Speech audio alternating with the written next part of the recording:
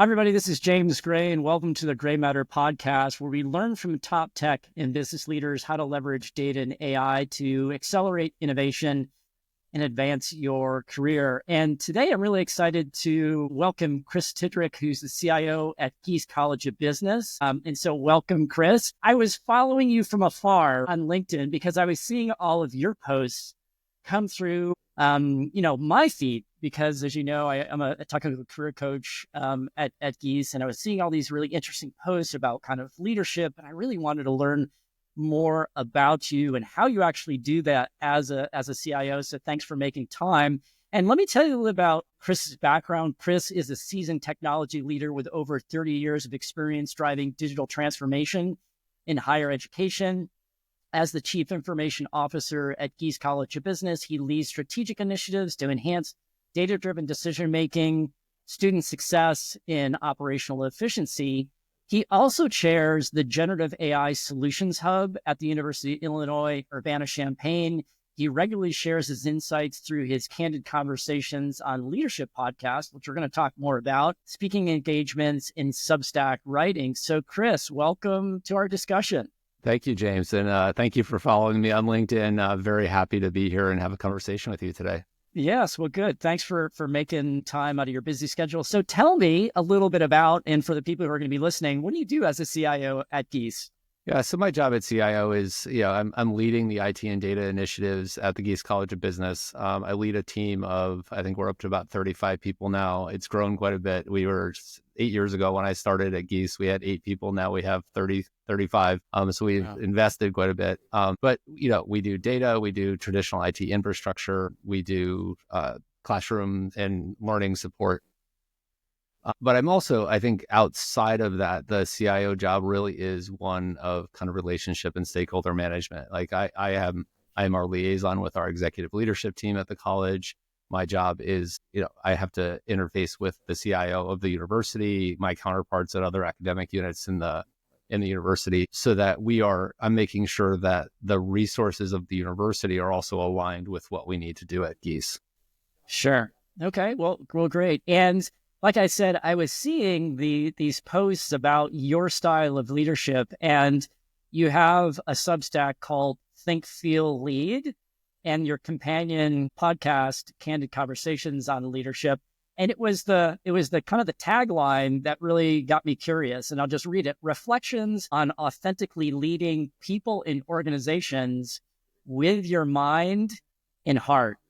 So tell me a little bit about why that and what it means to you. Yeah, I think the reason I call it Think, Feel, Lead is because I think in IT, I'm leading an IT organization. We often so focus on the strategic and the technical side of things and developing solutions. We love to build solutions, but we don't focus as much on the people side of things. And the fact is, the technology doesn't work unless the people actually use it, right? And you understand people's needs and you understand the business of what people are trying to do. And that's really the feel part, right? It's the having the emotional intelligence to read the room and, understand your stakeholders and understand what motivates them and understand the opportunities and the fears of people. And that to me is like the more important part of technical leadership, is actually understanding the people side of it. So that's why I called it Think, Feel, Lead. Well, good. Well, and that was really one of the reasons why I wanted, other reasons, but it was this one, is that this just doesn't get as much kind of talk time. Like tech, like we go to, a lot of us who are engineers from trade, we learn the technology like that. That's kind of easy. There's laws of physics and other things like that. But when it comes to people, there isn't this easy playbook. And it's not like we go to school to how do we learn this craft of leadership, which is really why I wanted to really learn from you and, share some of these things with the people who are in my audience. Yeah, absolutely. I mean, in IT, we're so used to, writing code or configuring things, and computers tend to do what you tell them to do as long as you tell them the right thing to do. Well, people don't do that, right? And we just don't, we don't spend enough time investing in the people side of IT leadership, I think.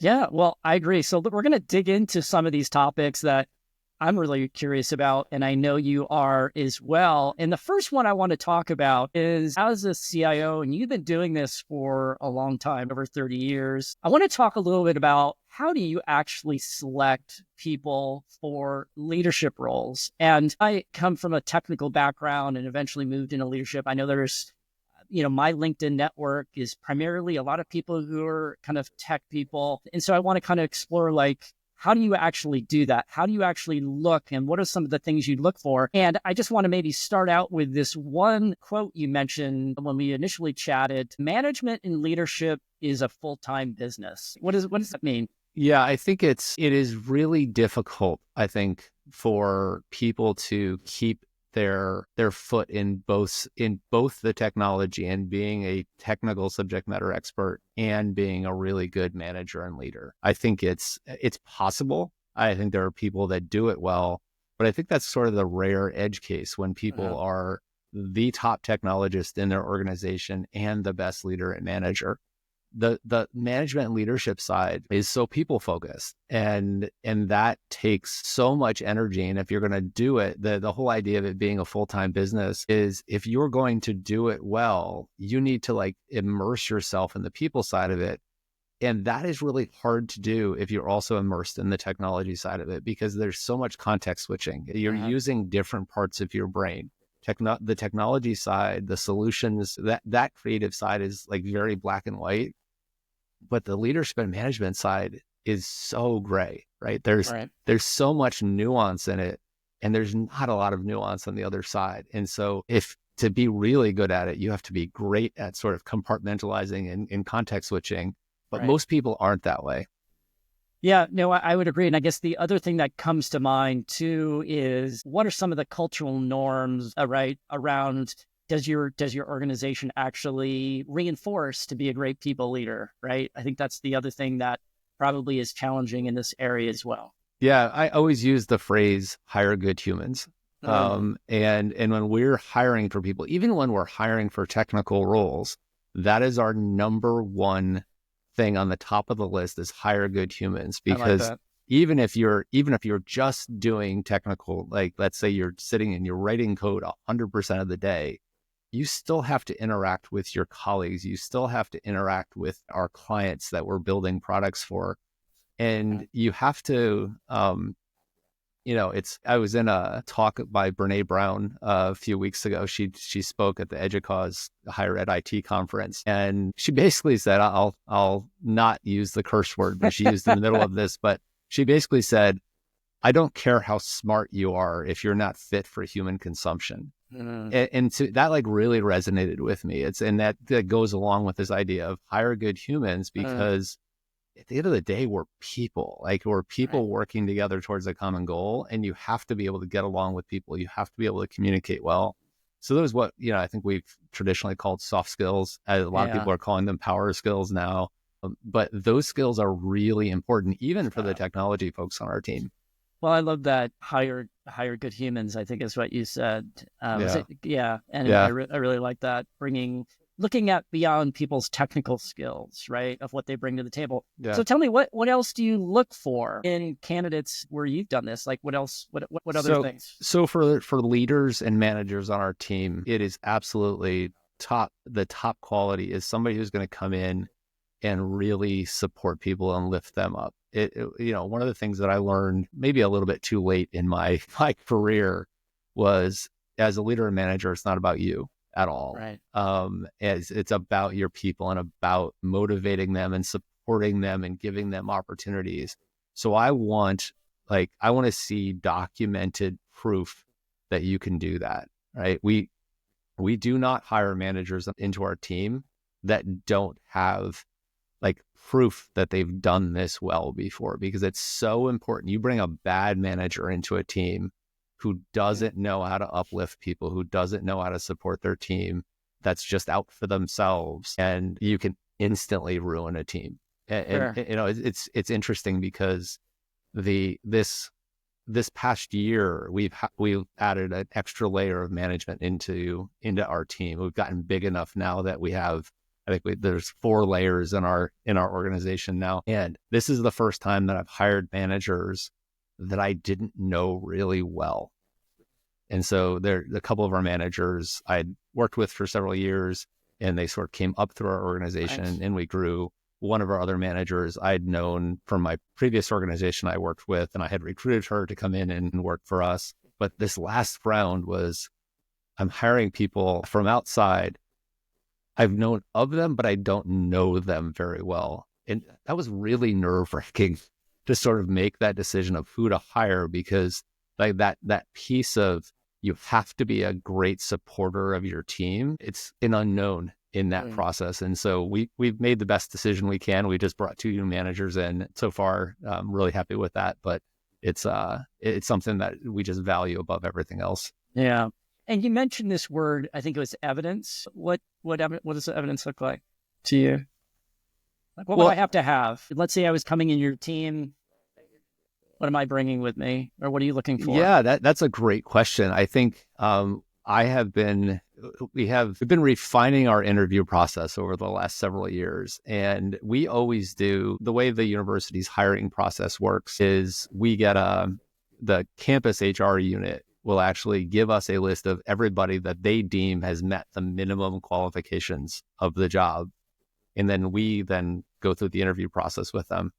We start with an email interview. And because sometimes these lists are so long, there's no way we could do in-person interviews. And so we start with an email interview, and we've started in that email interview always asking them a question and then saying, please provide an example of how you've done this, right? Because nowadays, I don't know if others are seeing this too, but so many of the responses we get back from those now you can tell they're AI generated. Sure. People are just putting the questions into ChatGPT and getting the answers back. Right. But they can't make up those examples. You can tell when it's not something that they've done themselves. And so that to me is evidence, right? It's giving that example of what you've done in this particular thing. So you might ask them a question of, how do you deal with conflict in your teams, and provide an example? And so they then provide that example for you. During the interview process, you can ask those same things. And then when we're checking references, we kind of ask, how has the person demonstrated, like, give me a specific example of how the person has demonstrated this type of thing. Yeah. And speaking of reference, are you calling these people on the phone and having a conversation, or how do you do it? I actually do email references as well. We send an email questionnaire to people, and there are downsides to that, right? You don't hear intonation in people's voices. You don't necessarily see their look on their face. Yeah, but I've gotten really good at, like, sort of when you get that email reference back, being able to read between the lines of, if this person isn't standing on top of the mountain and singing the highest praises of this person, they likely have reservations about this person, right? And so you can read between the lines. And I actually think that I have found that I get more real information in an email response than I do when I talk to them in person. I think people like the chance to sort of sit with the questions and think about them a little bit, rather than having to answer them on the spot. Yeah, that's an interesting point. And so let's say I'm in your organization, and let's say I'm an engineer. What would be your conversation with potential candidates? Let's say I'm trying to figure out, am I really fit for this, right? Is there a conversation that you have initially? What does it sound like? What does it feel like?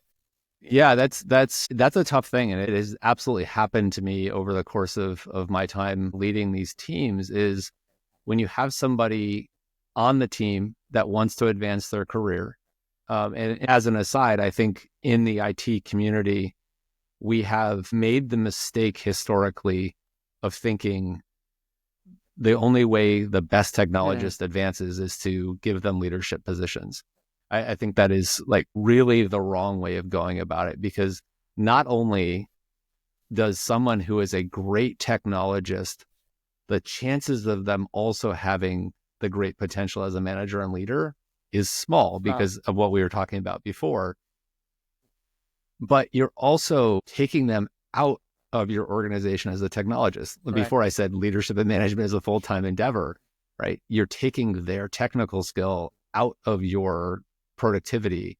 And so it hurts the organization in two ways. You have somebody who's not a great manager, and you also lose their technical skill because they're spending so much time leading and managing. So to me, it's being direct with people. It is like having real conversations about what they really want to do. If they really want to lead and manage and they've expressed that interest, then I will talk to them and say, okay, we're going to give you practice, right? Okay. We may give you, we at the university, we have the advantage of hiring student workers, right? Student workers are really low risk, people to give somebody to manage. Say, okay, manage them on this project, see how you do, see how you help them grow and learn.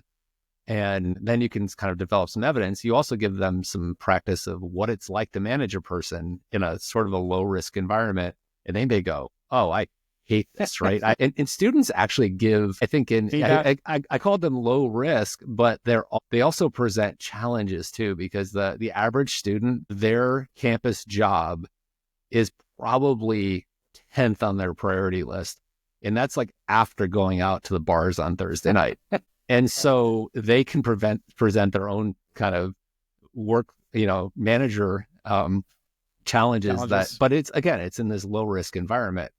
And if a student's not working out, we're just like, okay, you're not employed here anymore. Go, we'll just go find another student. And so I can give those kind of opportunities. But I also think having that real conversation about, okay, you want to advance your career, you want to climb up whatever ladder there is.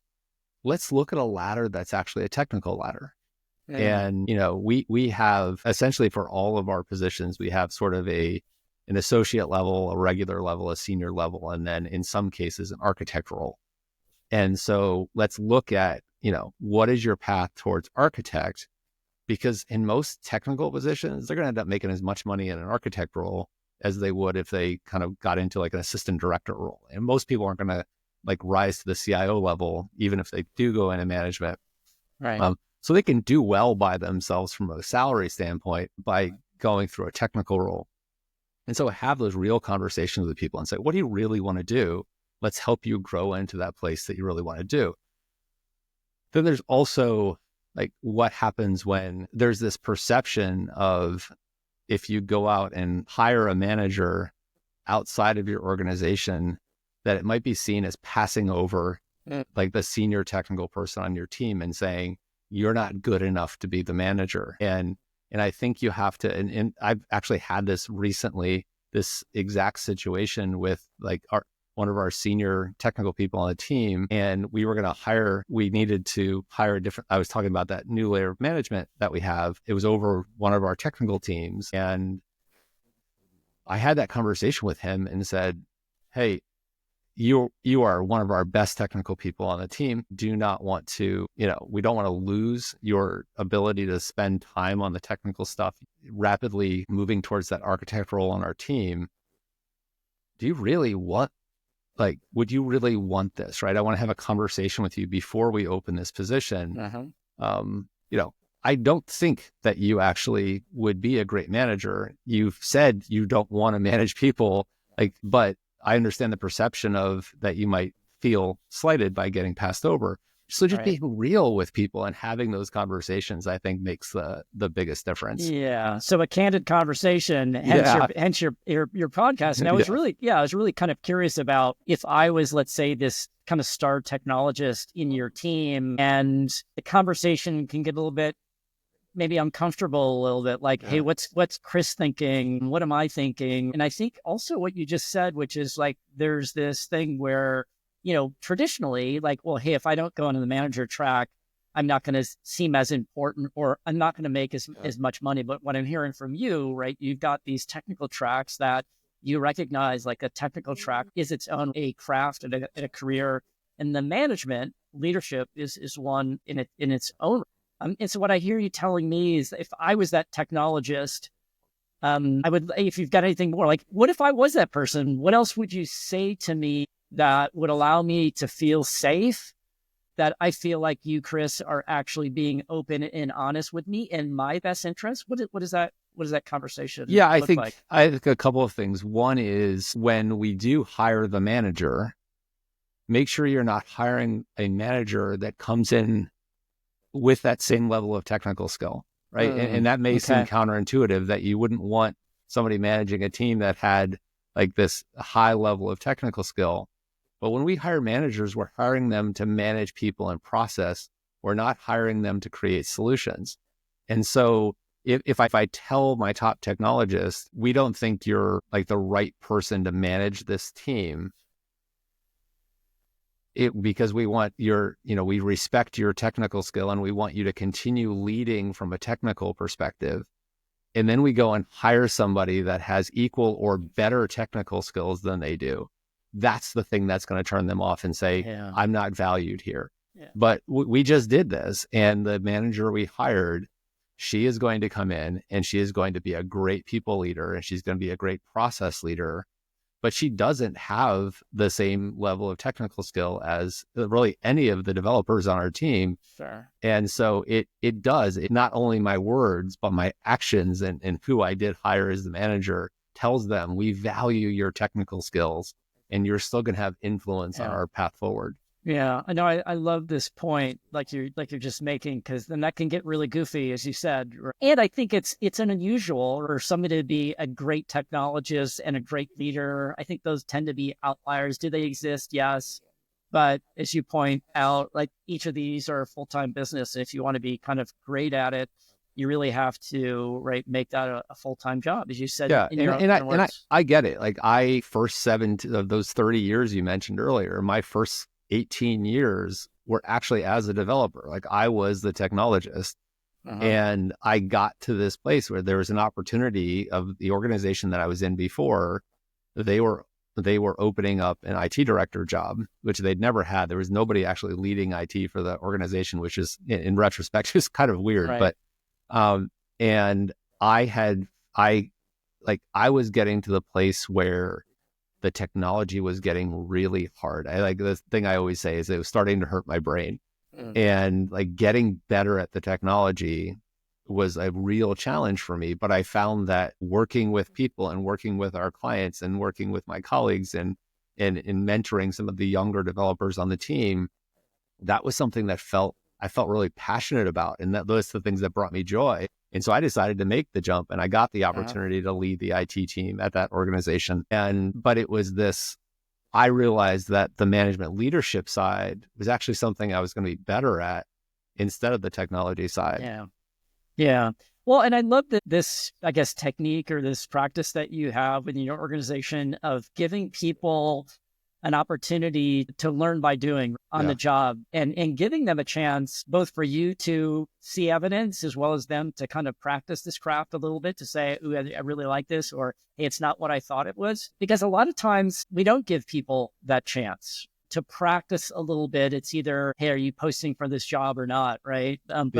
But I love, that technique that you have. That practice actually extends to our promotion process. Okay. And so we generally, when we're starting to talk about promotion with somebody in a technical track or even in a management track, we will say, what would the promoted job look like? What would change in your job description in a higher level job? And we will give them those responsibilities for about 6 months before the official promotion goes through, right? So it gives them a chance to sort of feel them out, gives them a chance to say, whoa, I don't want this, right? Generally speaking, they don't say, I don't want this because they like to advance. But it also gives us a way to see them in that role and growing before we actually make the formal promotion. And that has worked pretty well. And as long as we're really honest about it and kind of have integrity in how we manage that and don't just give somebody all this new responsibility and then give them the promotion. Right. It works. And I think people really appreciate the chance to sort of test drive it. Yes. No, I love that. And so you mentioned about giving some people feedback. Let's say I was in your organization. I came to you and say, hey, Chris, I'm really interested in exploring this. Are there any other things that you would give them around what the bar looks like or things that they might need to do to demonstrate that they're kind of equipped to leadership? Any other things that you think about? Yeah, I think it really is giving them those opportunities to lead. There's a real distinction in my mind, and I think probably most people's minds that think about this a lot.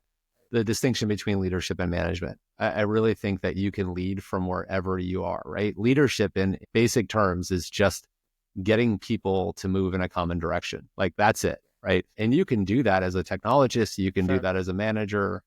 The management piece of it, I think, is actually the more complex thing, and the one that requires like the kind of the people side of skills a lot more, because you're dealing with, people's lives and their emotions and, and all of their professional growth. So it's really about, when I always want to tell the people on my team that even if we're not going to put you in a management role or that opportunity isn't open to you, that doesn't mean you can't lead. And so we give them opportunities to lead initiatives. We give them opportunities to participate in our larger campus IT community and provide leadership and represent the college in that way. So there's all these different ways that people can lead. Yeah, no, I love that.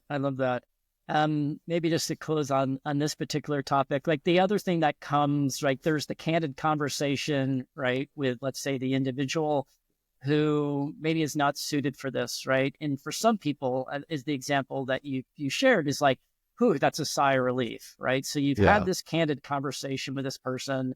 They're feeling like they've been heard and seen and trusted by you, and you both come to this decision, like, yes, you're our star technologist. We don't want you to take you off that track. In fact, that's what you want. And then you make this decision. And so what's the candid conversation to build off that with the rest of the organization? Because they're probably thinking like, oh my God, so-and-so got passed over, da, da, da, da. Like what? So if us who are maybe listening to this podcast, how do you go about communicating that to the rest of the organization that's authentic and so forth? I'd love to hear. Let's just kind of role play. Like, what does it feel like? What does it look like? Yeah, I think that's a great question, because in the case that I was describing before, that person actually did tell me at the end of our conversation that he thanked me for sort of not asking him to lead the team, because it wasn't something that he was really interested in, right? He wanted to continue being that star technical lead, having great influence on the direction that our team takes,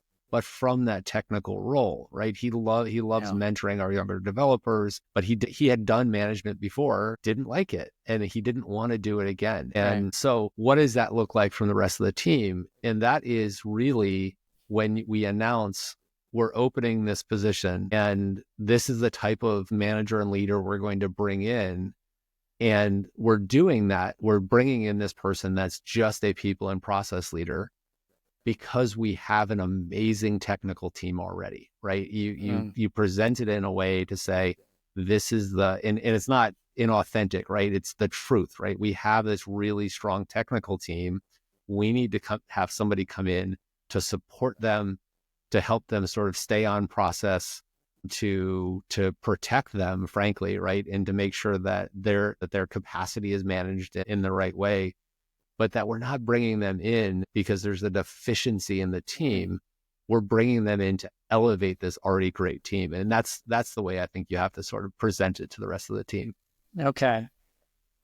Yeah, no. And so what I'm hearing, I think the nugget that I picked up, and I think this is an important distinction, because a lot of times we assume that's in this leader, that he or she has, like, they're the superhuman, right, who exhibits all the things. But what I'm hearing from you, and I think this is a really important distinction, is that you're saying, no, this person is really going to be focused around the people and the processes. Yeah. Which is a big distinction, because I think a lot of us, we just thinking, hey, they're the leader. Yeah. They just do everything. And I think it's a little bit unrealistic. And I really like the way you've kind of partitioned these to give focus. Oh, it is. Yeah. I have a kind of a flippant way of when anyone ever comes to me in the college and they'll ask me a technical question, like, how do I fix X? And my flippant answer is, I don't know. I have people for that. Right. and there's, it's kind of just a funny little thing to say, but there's real truth in that the leaders aren't the ones that are actually doing the work. It's about trusting your people to develop solutions on your behalf. You are giving them, like, my job is, you can almost think it as like the pyramid inverts. Like, my job is to support all of them up. Right. so that they can do great work. And I need to trust that. If I had to come up with all the solutions, we'd be an awful team. Like I haven't written a line of code in 12 years. It's like, I'm not going to develop solutions anymore. Right. Yeah. Right. Right. That's good. That's awesome. Well, let's assume, let's kind of continue to build off of this. Let's say, yeah, I'm that kind of rock star technologist in your team. But I've realized that through this evidence that you talked about, you deem me as someone who's a good fit. And so I'd like to talk now about, how do I, as this technical engineer, how do I actually transition into this new role in leadership? And I'm assuming it just doesn't happen overnight. And I'd love to hear a little bit about, because you said, this is what you did 12 years ago, or whatever it was. Yeah. Tell me a little bit about how you did it, or how did you go about it, and any kind of challenges and other things. I'd love to just to hear a little bit of your story, and we can kind of go from there around what are some of your lessons learned. So what was your story? It's not easy. The short version of the story is I went from writing my last line of code on May 15th, 2012 to leading IT for an entire organization on May 16th, 2012. Like overnight, I was essentially the lead developer, web and application developer, to leading an entire IT organization, a lot of which I did not have subject matter expertise in, right? I'm not an infrastructure person. I'm not a desktop support person. I'm not a classroom support person. Like, that's not my technical expertise. And it was like overnight, I'm leading this team, and the transition that like really kicked me was I was so used to having something tangible at the end of the day that I had created. Like when you're writing code, like you see you write it, you press, you should like then open up the webpage or whatever, and it shows you what you did, right? You have this tangible result. And that was really hard for me to not have that tangible result. I'm kind of a creative human being. I like, and I think we sort of forget the root of the word creativity. Like when we call somebody creative, it means they're making something, right? Right. And I had that like for years, for 18 years, like every single day, there was something tangible in my hands, and I didn't have that anymore. And it was tough to take. And it took me a while to sort of realize, like, I felt like I was stealing the organization's money, because at the end of the day, I didn't have anything, right? You didn't have the evidence, right? I didn't have the evidence. Yeah. I suppose like evidence is like a really important thing to me. But I didn't have that. And it took me a while to understand that, like, my team's creativity, my team's creations are also my creations. Okay. And that's have to make that transition in order to sort of, I think in my mind, sort of stay sane and feel like you're being productive, because I was in a lot of meetings. I was talking to a lot of people. I was making decisions, whatever it might be. I'm like, what am I actually doing here? Yeah. Okay. And so what I'm hearing is like, and I like what you just said, something around co-creation. Like in your past is technically, I had this thing. And I think you were feeling, it sounds like you were a little bit of loss because you, Chris, weren't creating something. Yeah. But it sounds like there was a little bit of a mindset shift around, no, wait a minute, I'm actually helping and co-creating space, support, and those things. And actually, I am kind of contributing to and co-creating these things that my team is creating. Is that how I should understand it? Yeah, absolutely. You could almost think of it as, if you think about how a movie is created, like when you're the developer, you're the actor, you're the person that's sort of putting the creative juice out there. But if you keep going abstractly back on the movie set, the cameraman might also be like one of those creators that has something tangible. But then you step back and you have the director. And then you step even further back, you have the producer. They all have something to do with that final product. And there's just a layer of abstraction there. And I think that as leaders, we're sitting in that director role or that producer role. And in some cases, we're sitting all the way back in the like studio funding role of these things. But you all have something to do with it, right? If you, at the end of the movie, you roll credits and like, Okay. how many names are on the credits of a movie? Like that's like Okay. all of those people that contributed to it had something to do with it. And that's so that there's like co-creation and co-credit that everyone gets. Okay. Well, I know I love that metaphor, right? Because we all watch movies and things like that. And there's this production, there's this deliverable or whatever. And the reality is there's all these people contribute to it. Yeah. And rarely is there one person who can deliver something, right? It just doesn't happen. There's many people behind the scenes. And you mentioned this kind of, I guess, idea of co-credit that you as a leader, as well as other people, are at the end of the day serving the university, right?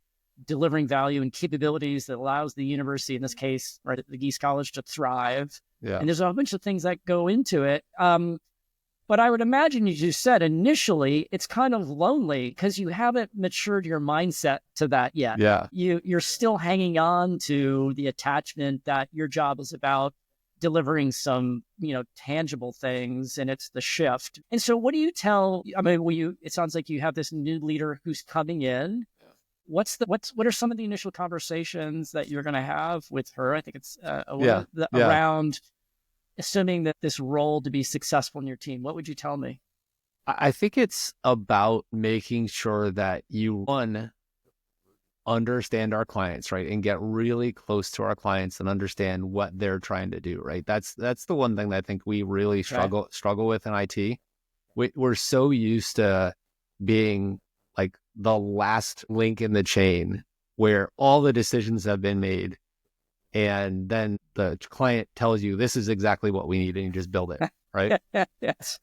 But like understanding that you have to like develop those relationships so you have a seat at the table, like early in the process, right? That we are seen as partners. Like our organization is actually known as Information Technology Partners. That's the name of my unit.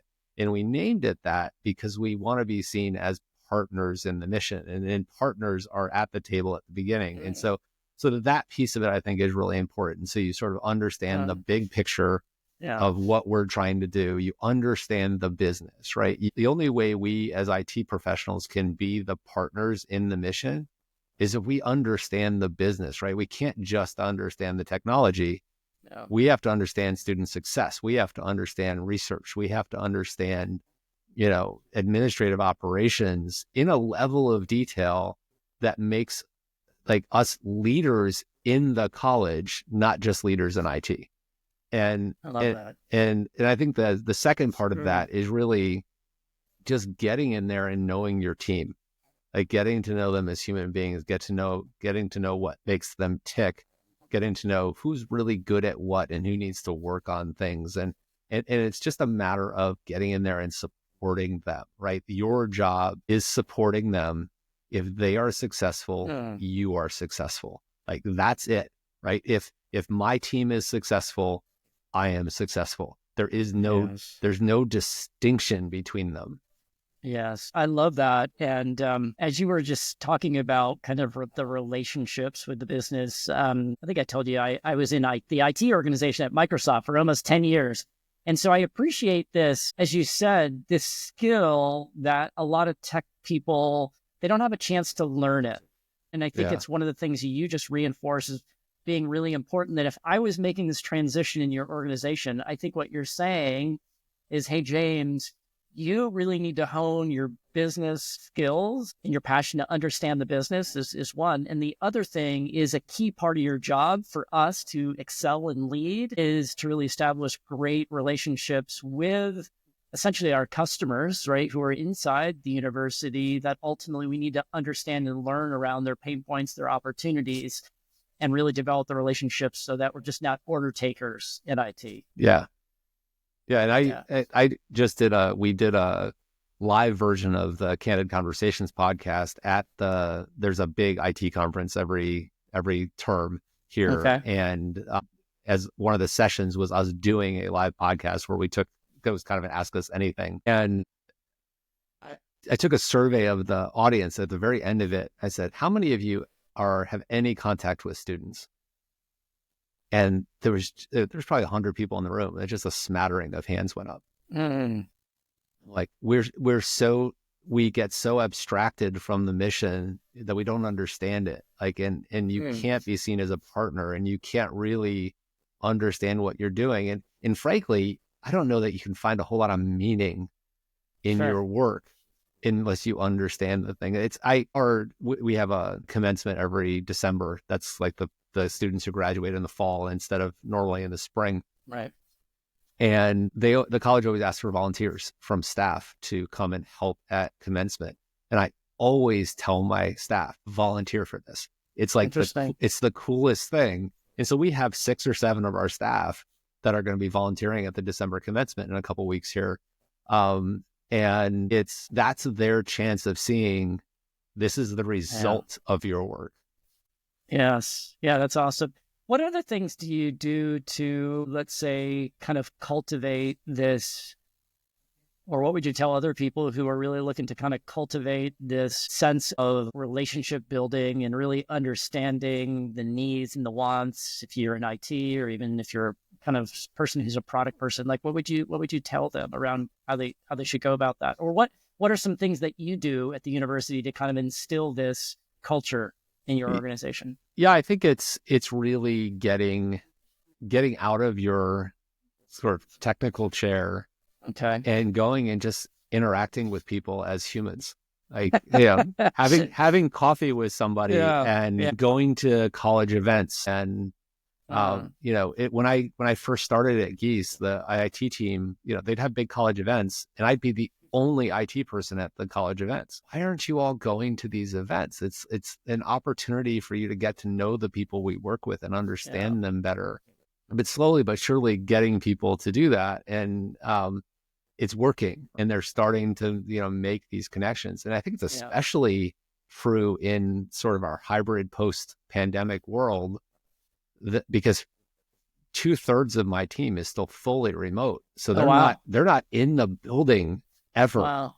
And so coming to these in-person things allows them to sort of connect. Like my entire management team is on site, but the technical folks have the option, unless they're in like a help desk job or a classroom support job that needs to be on site, they have the option of being remote, and most of them are. And so that exacerbates this disconnect from the mission. So I encourage them to get there as much as possible.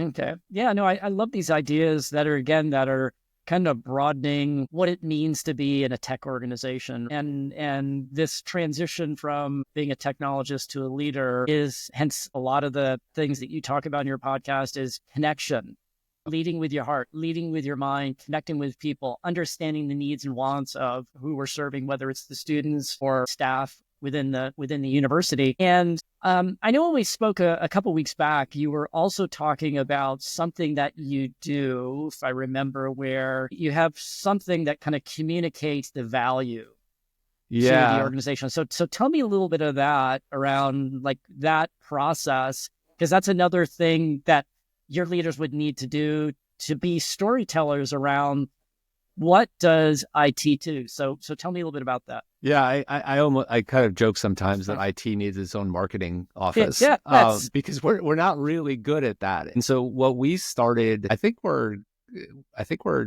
probably the 5th year that we've done it, is we have a year in review where we get the whole team together in person. And it's now about a 2-hour session. It used to be a 1-hour session when we were smaller, but it takes about 2 hours now. And we just collect success stories from around the entire team of what we accomplished that year and how that helped the college. Not just we built this product, but like I try to get my team into this mode of we did this so that right. Yeah, right. And we get together as a group and just like go down that whole laundry list of things we got accomplished that year. And the impact it had on the college, and like the why behind what we did. And it's like one of the most heartwarming times of the entire year, because you're like, wow, sometimes it feels like we're always under the gun and there's always all this demand and there's this project list that's never ending. but we actually got an enormous amount done that benefited the college, right? The college is investing, as you can imagine, going from 8 people to 35 people, the financial investment that the college has made in our team is significant. But we're returning that investment in really significant ways and telling that story. And we did that for a couple of years. And then there was one year that I think it was the COVID year, we had to do it online. And in 2020, we did it online. And I said, wait a minute, there was a person on the team that couldn't make the meeting. So I'm like, let's record it for, I can't remember who it was, but let's record it for John. And had the recording, and I watched the recording back. This is a great marketing piece for her. And so I sent it to my boss, and I sent it to the dean of the college and said, this is what we've done this year. Yeah. And they're like amazed. And that really is, so using that to kind of think about it. And I don't necessarily record it and, send that package thing, because most of the people above me in the organization probably don't have 2 hours to sit and watch that. Right. But to think about at the end of the year, summarizing, this is what we got done, and communicating that to the college is like incredibly important. Yeah. Especially now that it's so visible that we're big, like we're big and we cost a lot of money. Right. It makes it's even more important to communicate that value. Well, it is, because in a lot of times people don't know, right, what we do in tech or IT, really know, right? So it is that opportunity for people inside your organization and you to put together the translation between these things that we did and, right, the so that our user story, the value piece that came out of that. And as you said, that's ultimately where people ideally are getting kind of fulfillment and purpose from the jobs that they're doing. That's that they're connecting it. Right to that. And I think that can be a very inspirational thing that, hey, we're working on really good stuff, and here's our purpose, and here's the good things that we've done. And so who attends this? Just the people in IT, or do you bring in other people? It's just the people in IT. It's sort of an internal celebration, and we go down I used to do it all myself, but now that we have more managers, I actually have the managers talk about their own team's success in there. So it's not just me blathering on for 2 hours. And so it really, it's nice, we bring in food and, do it's kind of a nice end of year celebration. Yeah. Well, that's awesome. And so this theme that we're talking about, that's important to people, yourself and leaders, is what I'm hearing is that, communicating the value, developing deep relationships with your business partners, right? Listening, relationships, value, understanding the needs of the business. You said one other thing that we talked about a while back, and in addition to value, you said something around figuring out what your creative outlet will be, is what you kind of said, something that's both personal and professional. So tell me a little bit about that before we go on to our next topic. Yeah, I think there's a couple of ways that, it bothered me that I didn't have this like direct creative outlet, right? I could understand that everything that I do results in creativity out of somebody else's hands, but like, how do I get my own creativity? And there's a couple of ways that I do that. One is every once in a while, I will dabble with a new technology myself, right? If the team doesn't necessarily have the time or the capacity to innovate somewhere, and I'll go, you know what, we have this need, we have this challenge that we're having, and I see this new technology out there on the horizon.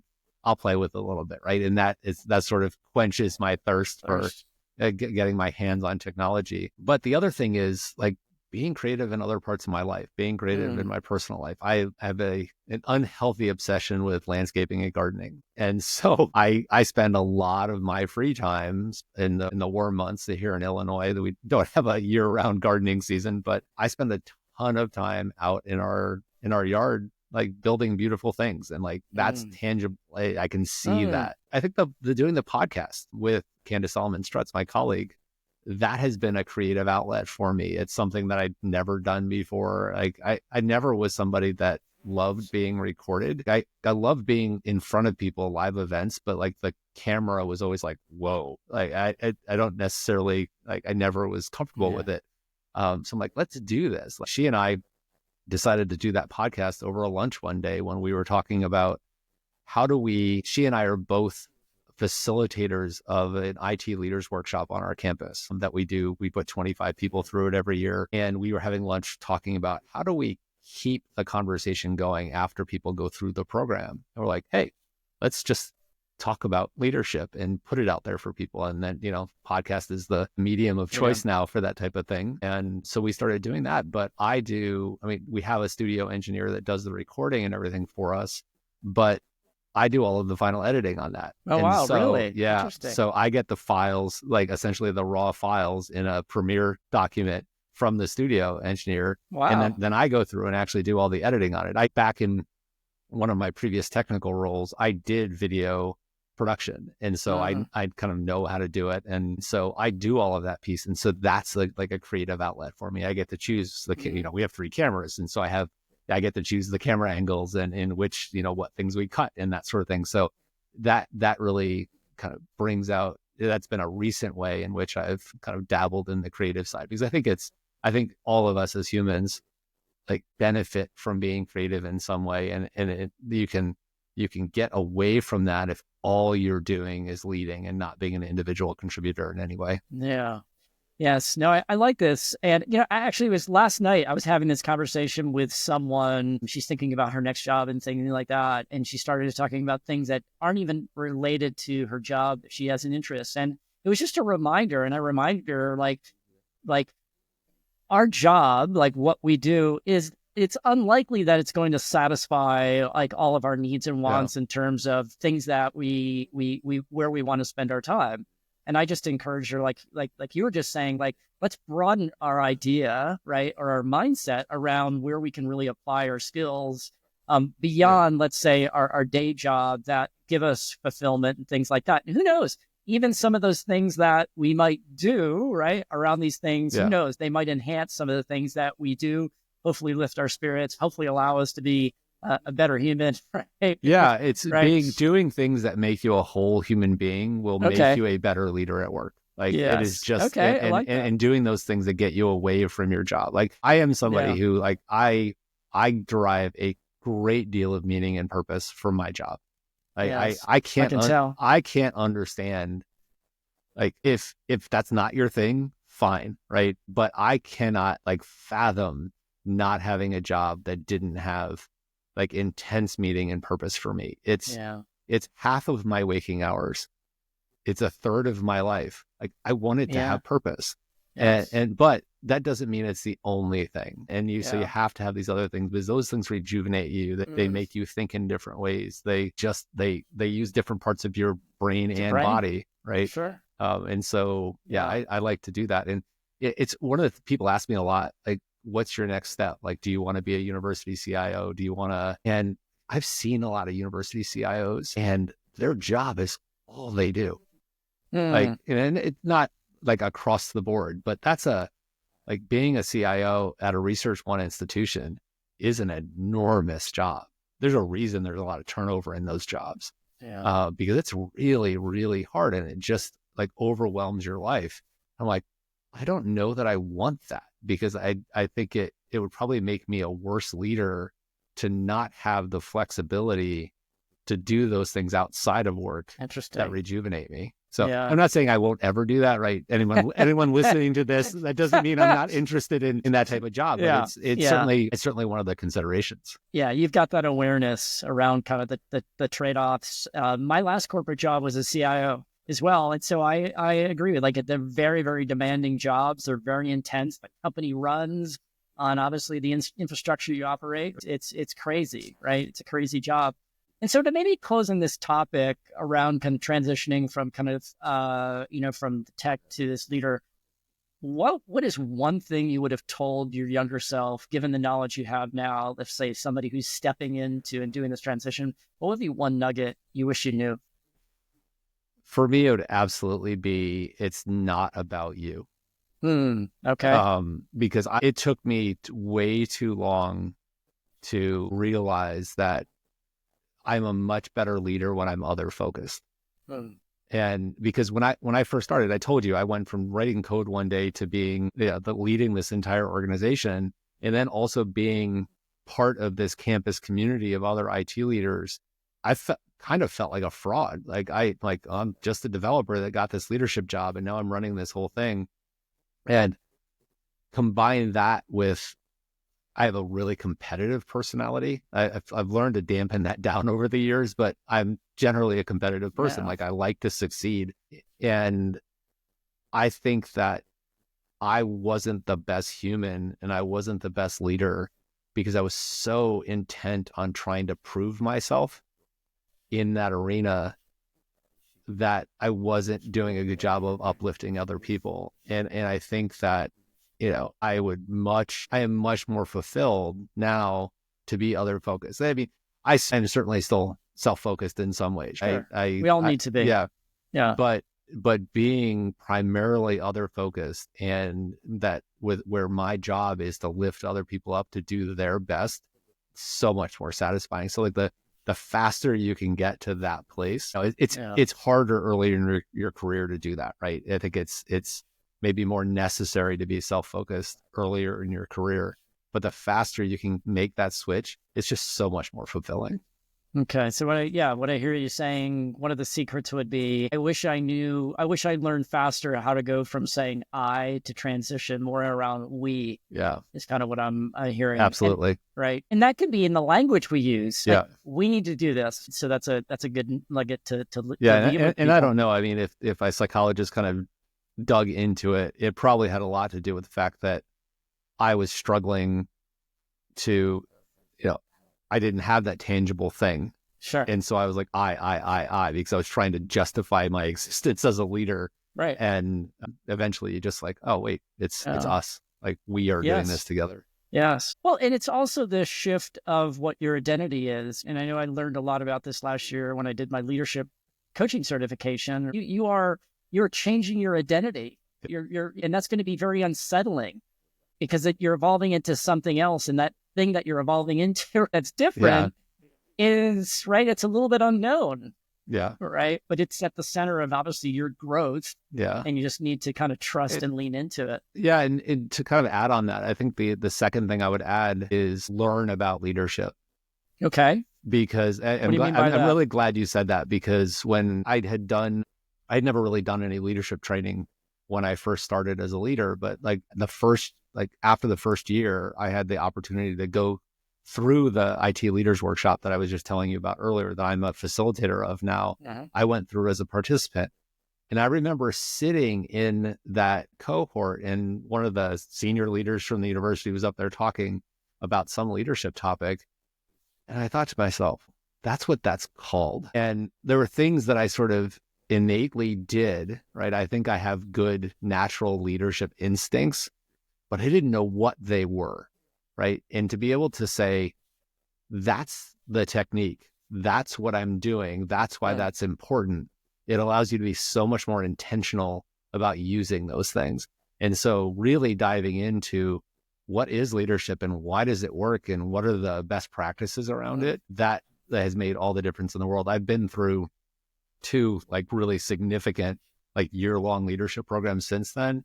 And they like, Yes. No, I'm glad that you mentioned about that. And it's rarely the case, I don't know, in my experience, for people to formally go through those programs. Sometimes people think, especially as tech people, oh, those are just kind of woo-woo. Like, oh my gosh, they're so soft. I'm just saying some people can have that mindset. But what I'm hearing you say is that there's a whole other world there, that if you are in this world now, one of your keys to success would be now to learn what these things are. Even if you're practicing them, you may not actually know kind of what they're formally rooted in, is kind of what I'm hearing you say. And absolutely. And they're more than leadership skills. They're actually life skills. When I was first going through one of the big programs, which was called ITLP, which is IT Leaders Program, I was incorporating so much of what I was learning into my entire life, not just my job, that the woman I was in a relationship with at the time, at one point, I must have been using some terminology with her that I learned in the program. And she just turned to me, she's like, don't ITLP me. And it was it was really funny, but it's because the things you learn about that are important as a leader, actually really important just as a human being. Yes, they are. Yes. No, I love what you just said. And it kind of brings me back in like 2008 when I was in the IT organization at Microsoft. I was lucky. I would say lucky. It was in this kind of leadership, this high potential leadership program It was like a two-year program. And I remember some of the things that we learned, right, around how to develop leaders. As a matter of fact, on my bookshelf, I still have the value cards, right? They were taking us through a whole bunch of things to learn about ourselves, values, and a whole bunch of other things that were going to be necessary to allow us to develop as people and leaders, right, to lead organizations. And that really was my first kind of foray of seeing like, wow, this is like a whole craft and a whole space to its own right. But I don't think we probably in the tech space give as much exposure to that. Would maybe be our word around that being an important enabler. But what I'm hearing you say, hey, it's really critical to our development because we need to understand what those things are and probably more importantly, put them into practice. Yeah, absolutely. Anybody can lead, and it's important that everyone has leadership skills at some point. Yeah. Yeah, that's a really good point. And so let's talk about our final topic. I know I'm loving our conversation. Let's talk about it. Of course, how can we not talk about at least AI? And you chair this generative AI solutions hub at Gies.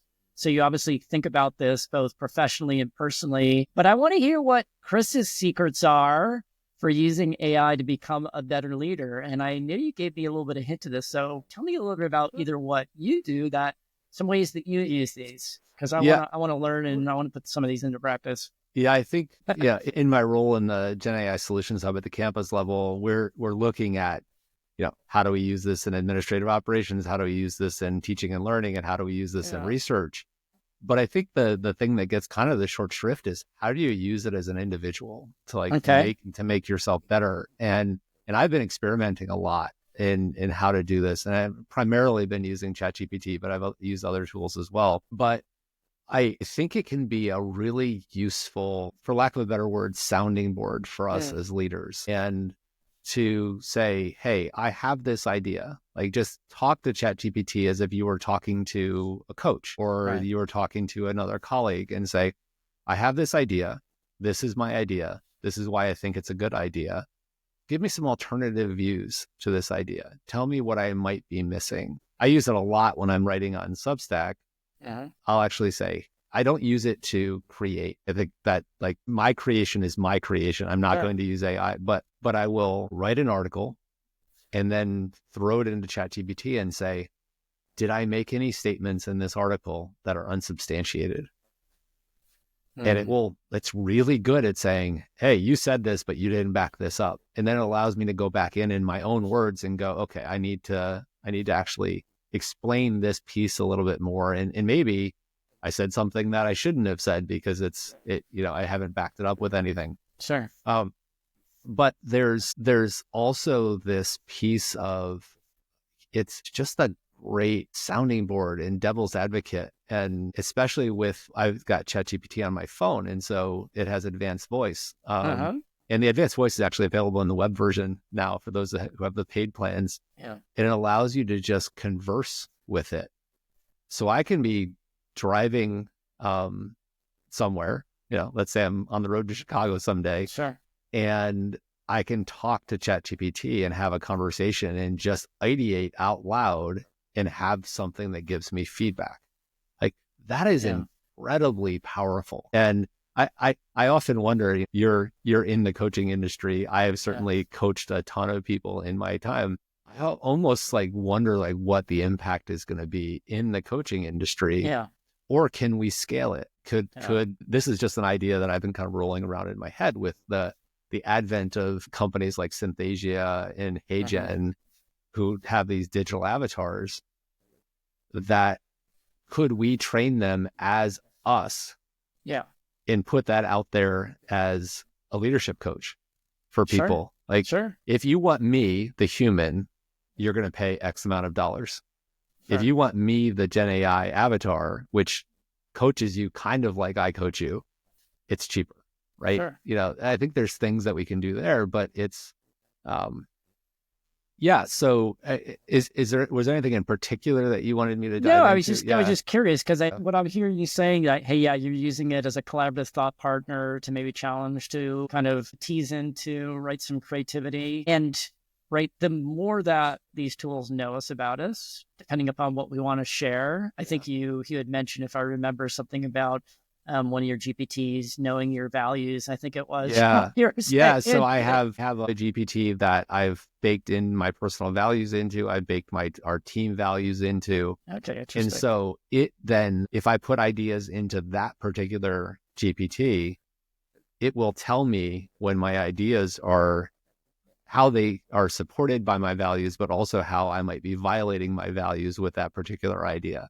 And Yeah, so it answers within the context of this framework of what my preferences are that I want to hear. And right. so that helps a lot. I'm in the process of building one now. I'm a big fan of all of these assessment tools like DISC and Clifton Strengths, Okay, yes, yes, same. and so I'm going through and taking a bunch more of those.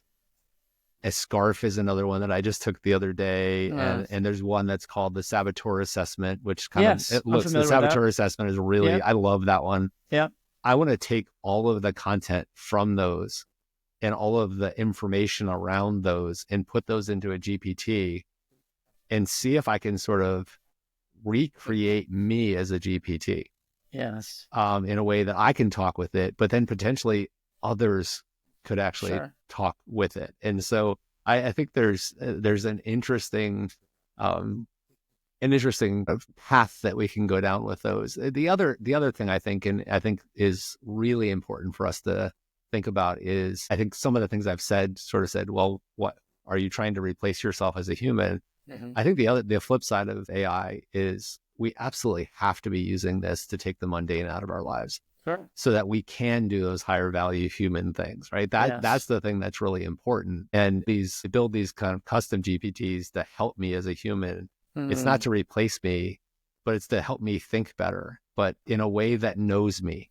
Like I want yeah, I it love to that. know me so well that it can serve as that like almost personal coach that has gotten to know me over the years. So Yes.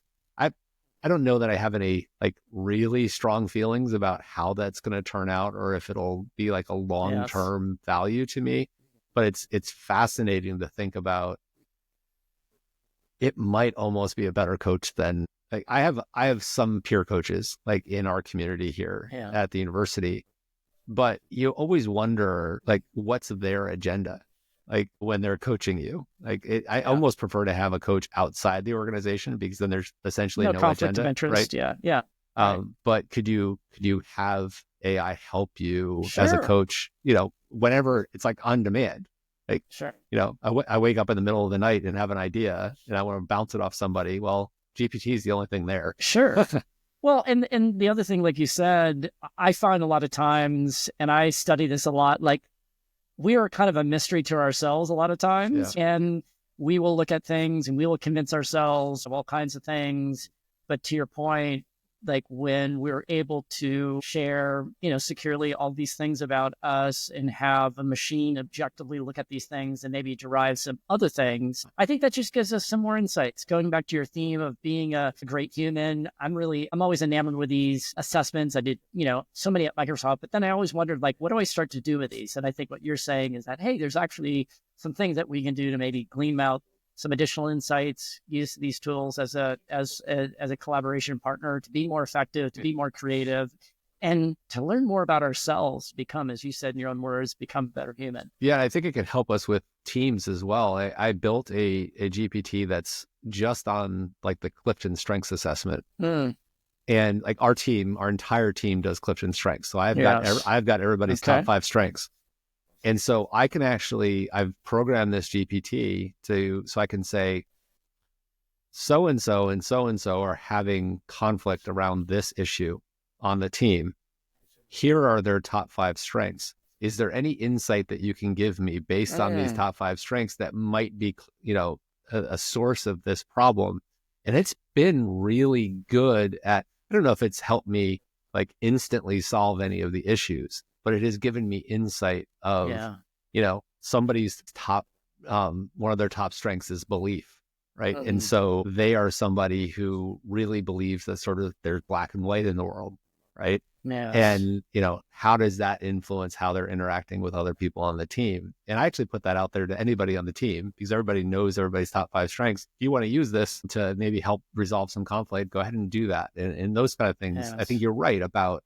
It gives us insight on others and ourselves that we may not be able to see. As Sure. self-aware as we might be, Oh, we all don't know ourselves completely, and to be able to see yeah. different perspectives on yourself, Yeah. it's almost like being able to do a 360 on yourself, Sure. on demand. Sure.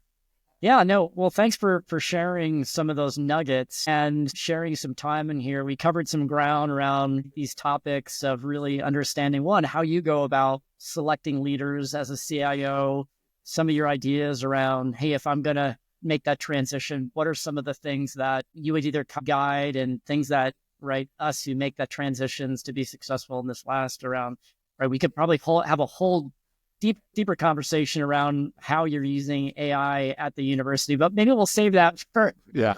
another time. And so, if there was one thing, Chris, that you want to kind of leave with people, let's say my audience, which are primarily people who are in the tech space, some who are not leaders, some are leaders, like anything that you'd like to kind of leave them with a message. I think the message that I would say, I think, is related to a couple of other things I've said today, but it is the future of IT is actually people. Like, Hmm. it's not the technologies. The technologies are going to come and go. It's important to have like good subject matter experts in technology, but because technology is becoming so accessible so easily to people, it's going to be much more important for us as technology leaders to understand the business, to understand people, and then to help consult with them on how they implement technology in their lives. That's the thing that I think really stands out to me is we're going to be running less and less, but we're going to be helping people enable their lives with technology more and more. Wow. Thanks for sharing that kind of nugget here at the end. In terms of best way to reach you, Chris, I know you're on LinkedIn at Christopher Tidrick. I would say too, think feel lead on Substack.